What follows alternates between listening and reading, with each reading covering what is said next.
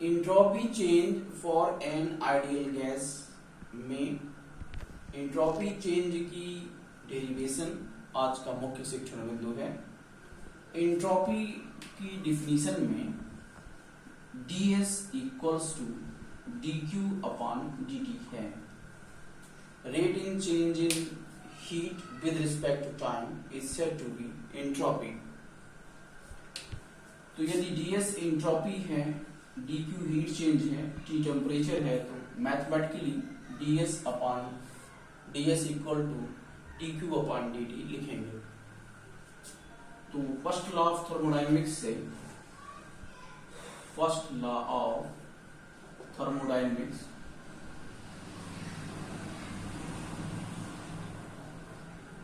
dq equals to de plus pdv लिख देंगे। तो ds equals to de plus pdv upon t होगा। इस इक्वेशन को सेपरेटली de बटी t प्लस pdv बटी t के रूप में लिख सकते हैं।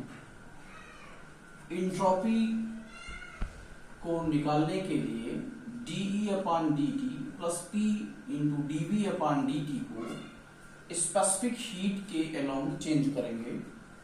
तो de बटी dt बराबर होता है Cv specific heat at constant value.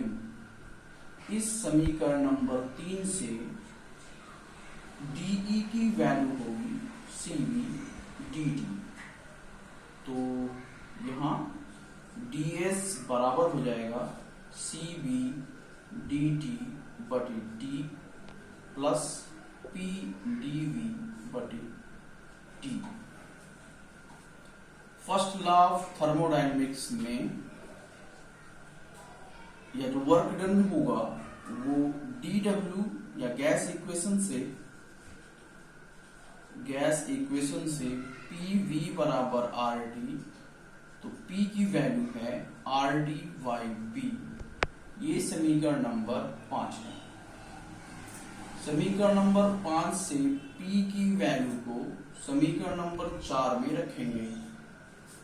तो from equation 4 and 5 we have ds बराबर Cv dt बटी t plus R t dv बटी tv। t से t कैंसिल हो जाएगा। तो जनरल इक्वेशन है ds बराबर Cv dt upon t plus R dv upon v। That is equation number 6। इस पूरे समीकरण को एक बार फिर से रिवाइज कर देते हैं। इंट्रोपी की डिफिनीशन से ds equals to dq upon dt है। फर्स्ट लॉ ऑफ थर्मोडायनेमिक्स से dq की वैल्यू को de प्लस pdv लिखेंगे। ds की वैल्यू de प्लस pdv है, उसको t से डिवाइड किया हुआ है। करेंगे विशिष्ट specific heat at constant volume की डेफिनेशन से de की वैल्यू निकालेंगे और de की वैल्यू रखेंगे। pv बराबर RT से p का मान निकालेंगे और उसको समीकरण नंबर 4 में रखेंगे और समीकरण 4 और समीकरण 5 से ये समीकरण नंबर 6 की वैल्यू प्राप्त होगी। इक्वेशन नंबर 6 का इंटीग्रल करेंगे तो ds integral that is equals to Cv integral में dt upon t with respect to t1 t2। Entropy 0 से s तक होगी plus r with in integral of dv upon v v1 to v2 integral होगा।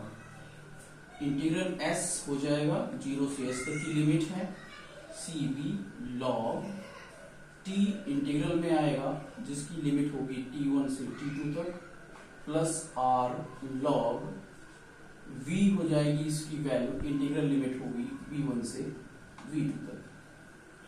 तो s minus 0 that is equals to Cv log t2 minus log t1 plus r log V2 minus log V1, that is nothing but equals to Cv log T2 upon T1 plus R log V2 upon V1।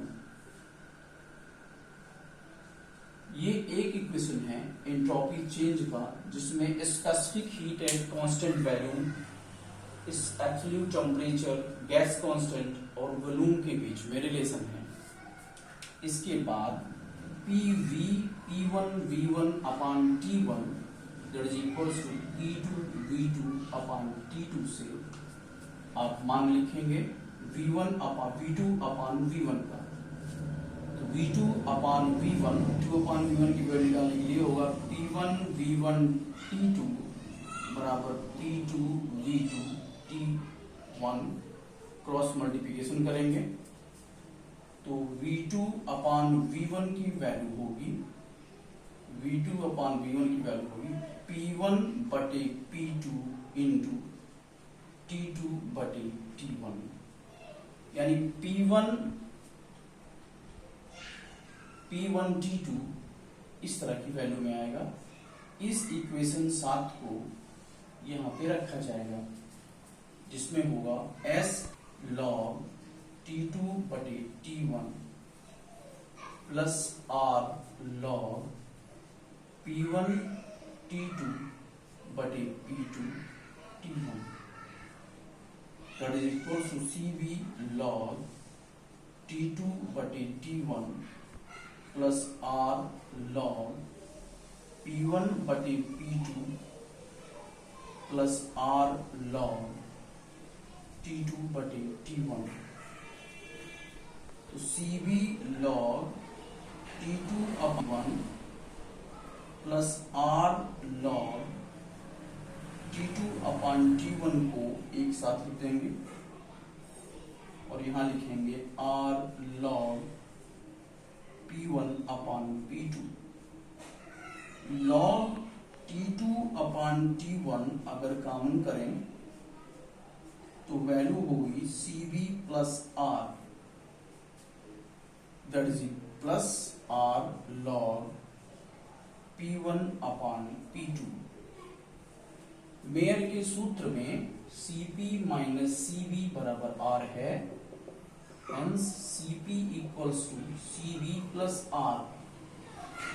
यहाँ पर value Cp होगी Cp log T2 upon T1 plus R log P1 upon P2।